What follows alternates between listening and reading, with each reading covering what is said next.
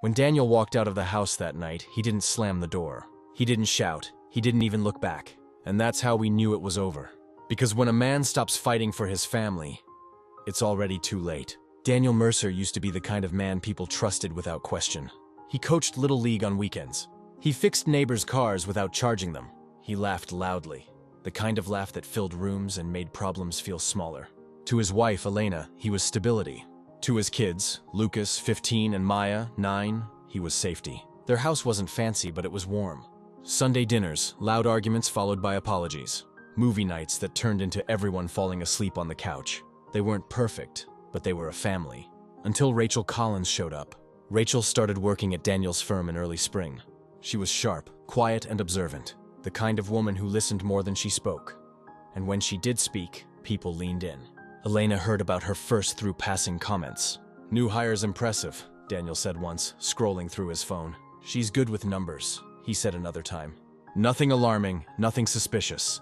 At least, not yet. What Elena didn't hear were the lunches that turned into long conversations. The texts that started as work-related and slowly drifted into something else.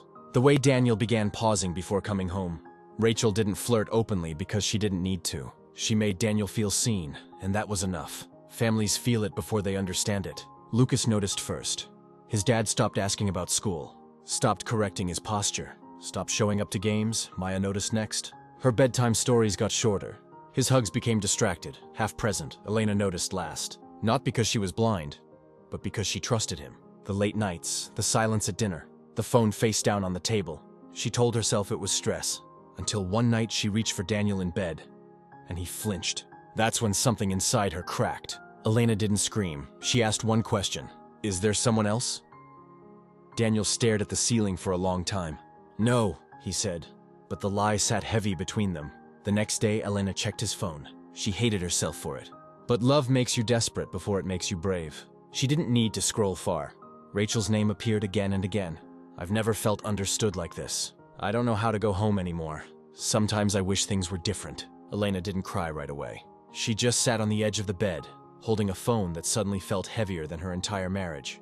When Daniel came home, Elena was waiting. Phone in hand, eyes steady. "Tell me the truth," she said. "Right now." Daniel didn't deny it. "That was worse. It's not what you think," he started. Elena laughed. Not because it was funny, but because it hurt too much not to. "You're in love with her," she said quietly. Daniel hesitated. That hesitation destroyed everything. They argued for hours. Daniel said he felt trapped. Elena said she felt betrayed. Lucas listened from the hallway.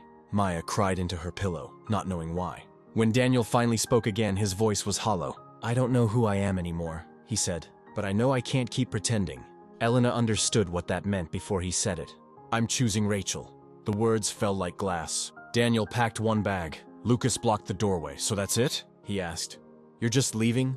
Daniel tried to explain. Tried to sound reasonable. Lucas didn't listen.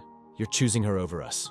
Daniel opened his mouth, then closed it. Because sometimes silence is the most honest answer. Maya ran down the stairs, barefoot. "Daddy, don't go." He knelt, hugged her too tightly, too briefly. And then he stood and walked out. No slammed door, no goodbye. Just absence. Rachel thought love would feel like victory. It didn't. Daniel moved into her apartment, but he was quieter than she expected. He stared at photos of his kids when he thought she wasn't looking. Rachel told herself it would pass. It didn't. At the house he left behind, Elena learned how heavy silence could be. Lucas stopped talking.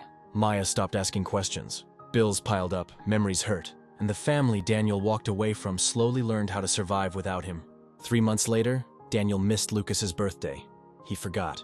When he remembered, it was too late. Rachel watched him spiral, regret seeping into everything. "This is what you wanted," she reminded him. But Daniel wasn't sure anymore. Because love that begins with loss always demands payment. One night, Elena's phone rang.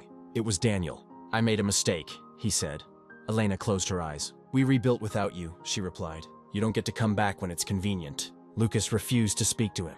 Maya didn't recognize him anymore. Rachel listened from the doorway as Daniel ended the call.